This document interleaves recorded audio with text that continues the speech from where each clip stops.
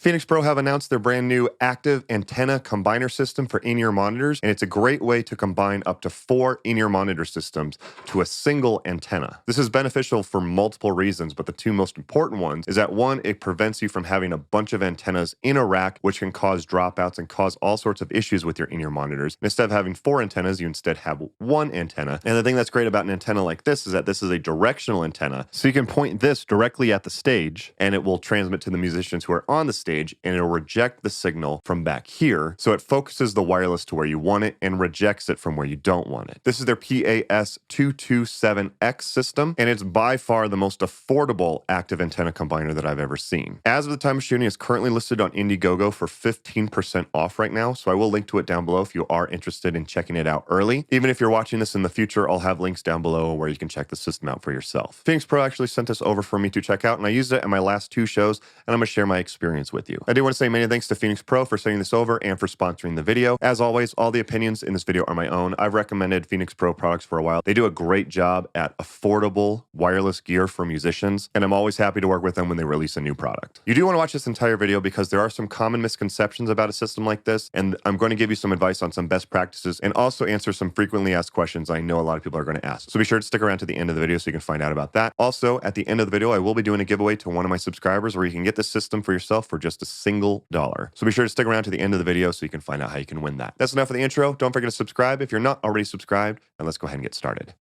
So first of all, it comes in this really nice case for carrying everything around in, which is a really nice touch, and it stores everything that you need.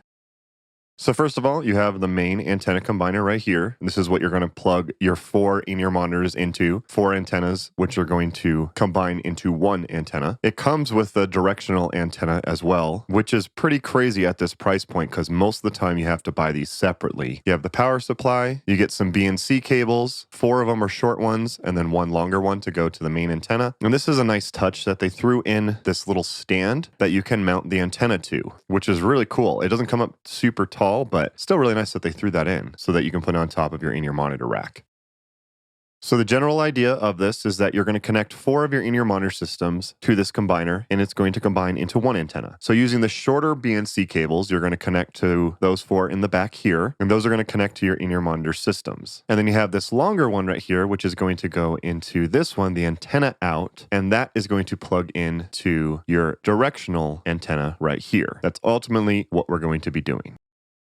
So most of the time you're going to want to put this into a rack of some sort. I think most of you will want to. Just keep in mind this does not ship with the in-ear monitor ear racks. So you will have to buy that separately, and I will have a link to where you can purchase that. It's like 25 bucks or something like that. Normally that's a pet peeve of mine. However, this is already at such a good price that it doesn't bother me that much. So one of the first things I tried is I tried to Velcro it down into my rack, and it kind of worked, but it made it look a little bit goofy. And actually the rack ears that I have on my Audio Technica in-ears actually are the ones from the Phenyx Pro website. So it actually works really well with this one, not just the Phenyx Pro ones. So I assembled all of this, and I don't know, it looked a little bit goofy. It was kind of hard to get to, but I actually ended up finding a generic rack ear, and I was able to attach it to this one, so it worked out well. Now, something I found out while I was putting this together, I have the PTM 10 by Phenyx Pro, but I got this one quite a few years ago. I got one of the first models, and the old model actually does not have BNC connections. So if you are going to do this with the PTM 10 model, make sure that you look to see if yours looks more like this with the screw. You'll see that I cannot connect the BNC connections to it. I borrowed one from my drummer for one of the shows, and he has one of the newer models, which he got like 2 years ago, and that has a standard BNC connection. So just make sure that you look at your PTM 10. If you have the old one that have the screws, it won't work with these cables, but if they look more like this, it will work just fine. So for this video, I'm just going to be able to just connect the 2, but you can do this with up to 4. The idea is still the same. So you can see I have it connected in the rack. So when I turn it around, I'm going to plug all of these devices in, which is why you likely want to have a power conditioner for this. Just makes the power clean and consistent and is easy to organize.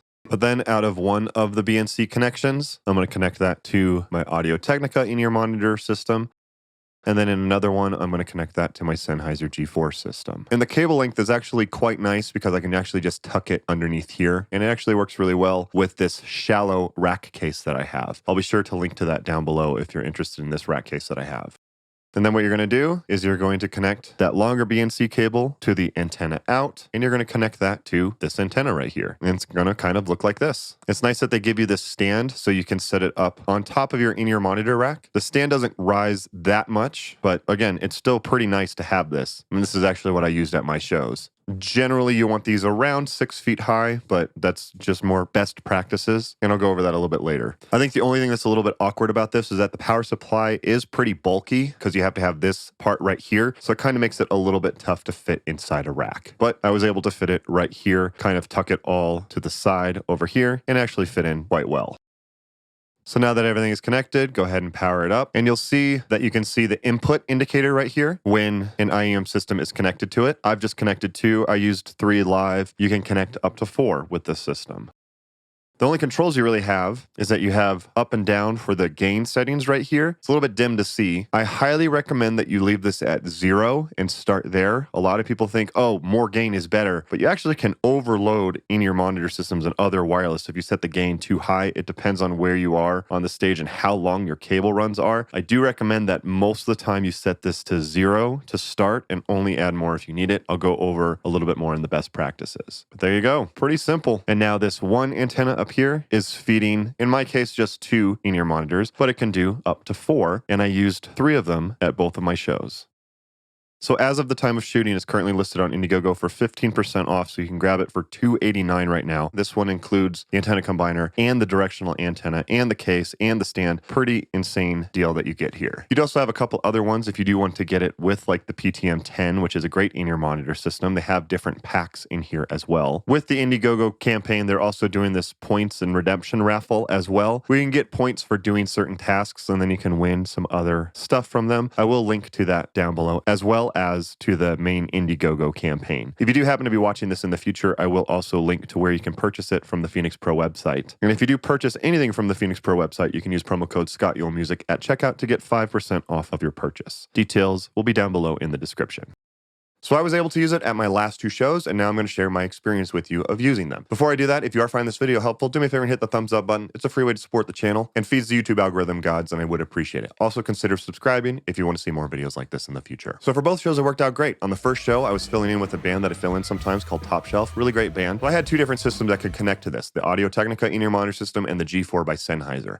Remember that my PTM10 is like that old model, so I wasn't able to attach it. Most people should have the BNC connector. Just remember to check it if you own a PTM10. But the bass player in that band was using a wired in-ear monitor system for a long time, so I let him use the G4. I use the Audio-Technica one, and then one of the singers in that band has a G4, so I just took her system and plugged it in to this system and combined them all to that single antenna. It worked great. Our bass player loved being able to be free to move around the stage. It was the first time he's been able to do that, so it was cool to see him move around on the stage and stuff like that without having to be tethered. There is something to keep in mind because of my experience with this. This is just a lesson on making sure that you check everything. So the first set, we actually had a problem with one of the other singers' wireless microphone, not the microphone, but the cable that comes out of the receiver into the mixer. There was something really bad with that cable, and it was making all sorts of like weird noises. So I was like, oh, what's going on with this new system? Did I not test it out? Like, what's going on? Sure enough, that was the issue. We replaced it after the first set. On the second set, the bass player's wireless was actually on like a weird channel and was getting interference on that. Again, we were like, what is going on? Something's wrong with this in-ear monitor system or something like that. It wasn't the in-ear monitor system. It was the wireless of the bass player's channel. We changed that. And then the third set, everything worked flawless all night. So that is something to keep in mind, because even I was like, uh-oh, what's going on with this system? So if something is going wrong, don't automatically assume it's the new thing. Check everything else first to make sure that it's working. But that third set, when we solved those other 2 issues, it worked out great. And I got to hear this. It sounded awesome, had no issues, sounded nice and clean. So the second show, I brought it to our New Year's Eve show that I did with my 90s band, 90% 90s. At that one, I let my drummer use my Audio-Technica one. I let my singer use the Sennheiser G4. And then my drummer in that band has the PTM10, and he has the model with the BNC connection. So he brought that one to this show, and I used the PTM10, and it worked great all night. This was on a much smaller stage. We're on a smaller stage, really fun place that we play out a lot, but the stage is pretty small. And I had to actually stand close to the antenna, or at least one of us had to be based on the size of the stage. This is something you actually don't want to do, and I'm gonna go over best practices here in a minute, but you want to be at least 10 feet away from this antenna, because this thing's pretty strong. it's going to output a very strong RF signal. You can overload the RF signal if you stand too close to an antenna like this. So I do, gear reviews and tips and stuff like that for live musicians on my channel. My bandmates are really understanding of me bringing gear and constantly texting them, hey, can I bring this to the show? I want to try this out. Hey, do you guys want to test this out? They're really cool and really understanding about this. One of the things that I know is you don't want to stand too close to these. We are on a small stage. I'm trying to test this out for a YouTube channel. I can't be like, hey, can you test this out for me? And then set them up to possibly have their in-ears cut out. So I took the sacrifice and I was like, I'm going to put the antenna closest to me. I'm going to put it further away from them. And I'm going to use the cheapest in-ear monitor system that we have. Sure enough, they had no issues all night. I asked them at the end of the night how it worked. They said it worked great. They had no issues, no cutouts, anything like that. For me, because I was standing so close to this with a cheap in-ear monitor system, I did have a few little clicks and pops. They weren't very loud, but they were there. But again, I'm doing exactly what you're not supposed to do. So just keep that in mind. If you have to stand close to this, you might get some clicks and pops. And that's also why you want to set the setting to 0. You know how it has 0 to 16. Set it to 0 first. Most people just need it set at 0. Only bring it up if you really need to. Just something to be aware of. It wasn't like I wasn't able to perform at the show, and it still worked out great. So this brings me to the best practices when using a system like this. First things first is you want to stand at least 10 feet away from an antenna like this. You can get wireless RF overload. The best way that I've heard this explained is if I'm having a normal conversation with you from a good distance apart, everything's fine. But if I got up right in your ear and started shouting really loud, that can basically happen with wireless as well. If you're transmitting a very strong signal and your transmitter and receiver are very close to each other, you can get RF overload, which can cause issues. And this is actually true with wireless mics or in-ears or anything like that. Any wireless that has a way to set the transmission power, so like different milliwatts, a lot of people just assume, oh, I'm going to set it to the max and make sure that this works. If your transmitter and receiver are not going that far away from each other, you actually don't need to do that, and it actually makes it worse. Most people, in most situations, the low RF power is usually where you need it to be at. If you're pink and you're flying over the audience at an arena, of course, you're going to want to use a higher RF output. But for most people, you actually want to have it on a lower RF output. Higher RF outputs can actually cause more problems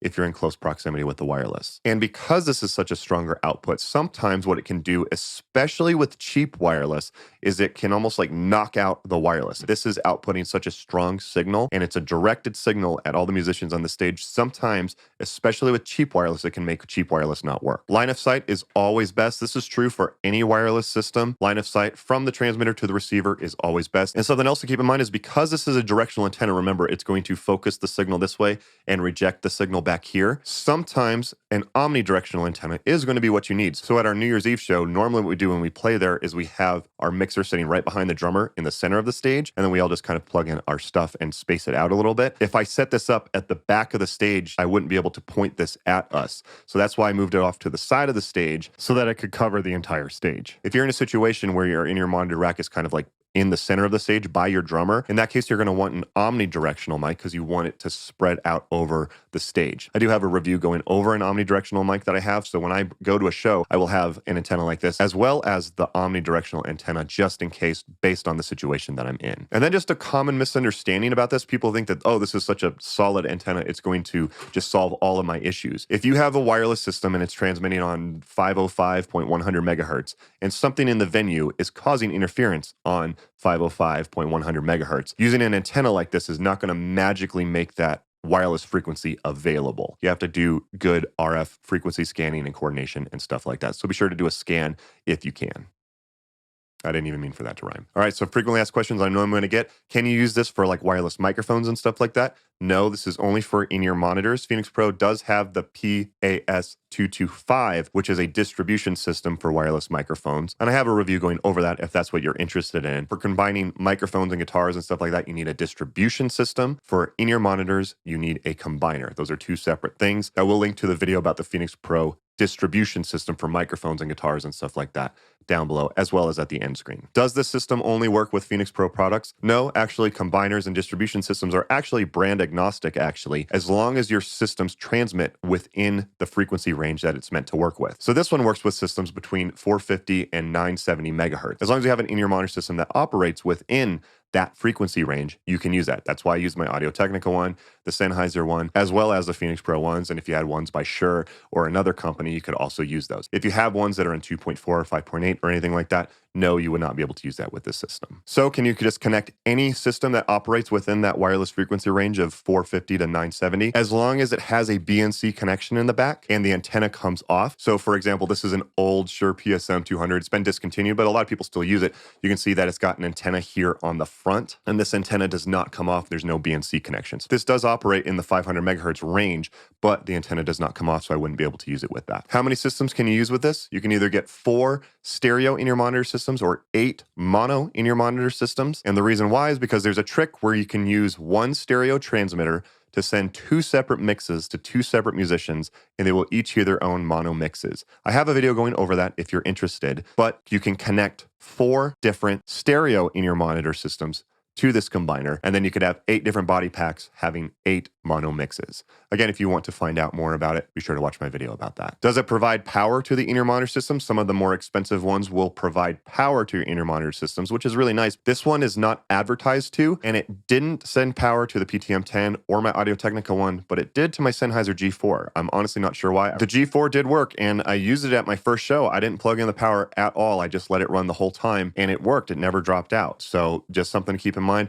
You're not supposed to, but I guess it did provide power to the Sennheiser G4. But by default, no, it does not provide power, and they do recommend plugging in your devices. And last but not least, can you cascade these? That basically means, can you use like 3 of them into one and then use another one and cascade it into another one? No, you can't do that with this system. You're going to just have to get a second one, and then you would have 2 separate antennas, but there's no way to cascade or connect 2 of these together to one unit and then connect them to like one antenna. But overall, this is one of the most affordable in-ear monitor combiners I've ever seen. The deal on this is absolutely insane. And again, I'll have links down below if you want to check this out for yourself. And if you're watching this in the future and Phenyx Pro is already selling it on their website, you can also get 5% off of your order using promo code ScottYuleMusic at checkout. That's not for the Indiegogo campaign, that's just for the Phenyx Pro website, but you get 5% off your entire purchase if you use promo code ScottYuleMusic at checkout. So I hope you guys found this helpful. If you did, do me a favor, hit that thumbs up button. Like I said, one of my subscribers is going to win this entire system for just $1. So this giveaway is going to be for subscribers. So don't forget to subscribe if you're not already subscribed. And then second, you have to leave a comment down below, and you got to use the magic phrase. You can say whatever you want in the comment section, just as long as at some point you say the magic phrase. The magic phrase for this giveaway is uninstall honey. I don't know if you guys saw the video by the YouTuber Megalag. He did a fantastic video exposing why the browser extension honey is just one of the shadiest things I've ever seen. I highly recommend watching that video. I'll link to it down below. It's ridiculous what honey has been doing. And this is me doing my part of getting the word out that you should uninstall honey. So that is the magic phrase for this week. You only have 24 hours to enter this giveaway, and I will announce the winner on this date right here. Please remember, I will never, ever ask you for money. There's bots out there that will sometimes show up and start saying that they're me. I will never, ever ask you for money for giveaways or anything like that. Please do not respond to scammers, and please don't send them money. Be sure to check out my video that I did on their microphone distribution system. It's another way to combine a bunch of microphones into just a pair of antennas. And also check out my video on the PTM10. That's their stereo wireless in-ear monitor system. It's still the main budget-friendly wireless in-ear monitor system that I recommend for people, and it is a stereo one, so you can do that trick of 1 transmitter to 2 receivers. You can check out both of those videos by clicking the links on your screen now. Thank you guys again for watching. Don't forget to follow me on my social media pages. I'll have links for those down below in the description. Thank you guys again for watching. If you have any other cool gear you want me to check out, leave them as a comment down below. Don't forget to like and subscribe, and I'll see you next time.